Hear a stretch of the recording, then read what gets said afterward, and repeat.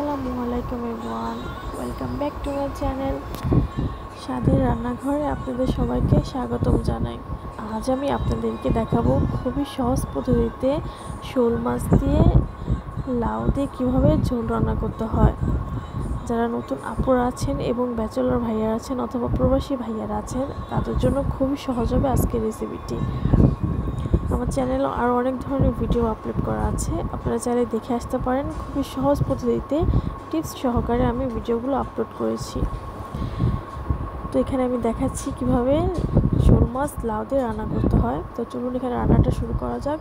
প্রথমে আমি কড়াইয়ে সাদা সয়াবিন তেল দিয়ে দিয়েছি এবং পেঁয়াজ কুচি দিয়ে দিয়েছি। পেঁয়াজগুলো ভালোভাবে নেড়েচেড়ে ভেজে নিয়ে তারপর এখানে আমি 1 টেবিল চামচ আদা বাটা, 1 টেবিল চামচ রসুন বাটা দিয়ে দিয়েছি।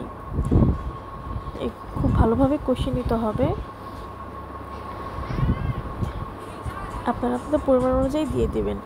তো এরপর এখানে আমি 1 টেবিল চামচ হলুদের গুঁড়ো, 1 টেবিল চামচ মরিচের গুঁড়ো এবং 1 টেবিল চামচ জিরার গুঁড়ো ব্যবহার করেছি এবং পরিমাণ মতো লবণ ব্যবহার করেছি এবং মশলাটাকে খুবই ভালোভাবে কষিয়ে নিচ্ছি অল্প একটু পানি দিয়ে।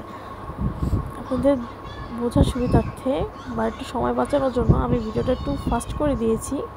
তো দেখুন এখানে আমি খুব সুন্দরভাবে মশলাটাকে কষিয়ে লালভাবে কষিয়ে নিয়েছি। তারপর এখানে আমি মাছগুলো দিয়ে দিয়েছি। মাছগুলোকে খুব সুন্দরভাবে কষিয়ে নিতে হবে। অল্প একটু পানি দিয়ে খুবই সুন্দরভাবে মাছগুলোকে কষিয়ে নিতে হবে। আপনার তরকারি সম্পূর্ণ মজাটাই হলো কষানোর মধ্যে। আপনি যদি মশলাটা খুব ভালোভাবে কষিয়ে নেন তাহলে খেতেও খুবই দারুণ লাগে। তো দেখুন এখানে অল্প একটু পানি দিয়েছি মাছগুলোকে খুব ভালোভাবে কষিয়ে নেওয়ার জন্য। প্রথমে আমি এখানে মাছগুলো মশলার সাথে ভালোভাবে মিশিয়ে নিয়েছিলাম, তারপরে আমি অল্প একটু পানি দিয়েছি কষানোর জন্য। তো আমার কষানো হয়ে গিয়েছে। এই পর্যায়ে আমি কেটে রাখা গোল গোল করে কেটে রাখা লাউগুলো দিয়ে দিয়েছি। লাউ দিয়ে শোল মাছের তরকারি রান্না করতে হলে লাউগুলো এভাবে গোল গোল করে কেটে নিতে হয়। তো এই পর্যায়ে আমি তরকারিতে ঝোল দিয়ে দিয়েছি, সুন্দরভাবে কষিয়ে নেওয়ার পর ঝোল দিয়ে দিয়েছি। তো আমি দেখছিলাম এখানে লাউটা সিদ্ধ হয়েছে কিনা। আসলে কিছু লাউ আছে বাড়তি হয়ে গেলে সিদ্ধ হতে চায় না, অনেক প্যারা হয়। তো যাই হোক, ভুল ত্রুটি হলে ক্ষমা করবেন। আসলে খুব সহজ পদ্ধতিতে আমি আপনাদের রান্নার ভিডিওটি দেখাচ্ছি। খুবই সহজ, শুধু একটু লাউটা সিদ্ধ হতে একটু সময় লাগে। যদি কচি হয় তাহলে লাউ সিদ্ধ হতে বেশি সময় লাগে না। তো রান্নাটাও হয়ে গিয়েছে। তো দেখুন এখানে আমি আপনাদের শিং মাছ আলু দিয়ে ঝোল রান্না করেছিলাম, সেই ভিডিওটা আপলোড করেছিলাম। তো সেখানে ছোট্ট একটা ক্লিপ দেখাচ্ছি। আমার চ্যানেলে অনেক ধরনের ভিডিও আপনারা পেয়ে যাবেন।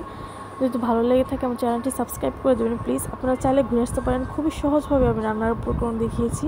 দেখুন এখানে চিচিঙ্গা ভাজি, তারপরে কচুকাটিতে চিংড়ি মাছের তরকারি এবং আরও বিভিন্ন ধরনের ভিডিও আমার চ্যানেলে আপলোড করা আছে। যদি ভালো লেগে থাকে এটা লাইক করে দেবেন এবং আপনাদের মতামত কমেন্টের মাধ্যমে জানিয়ে দেবেন। কে কোথা থেকে দেখছেন সেটাও জানিয়ে দিতে ভুলবেন না কিন্তু। সকলে ভালো থাকবেন এবং আমাদের জন্য দোয়া করবেন।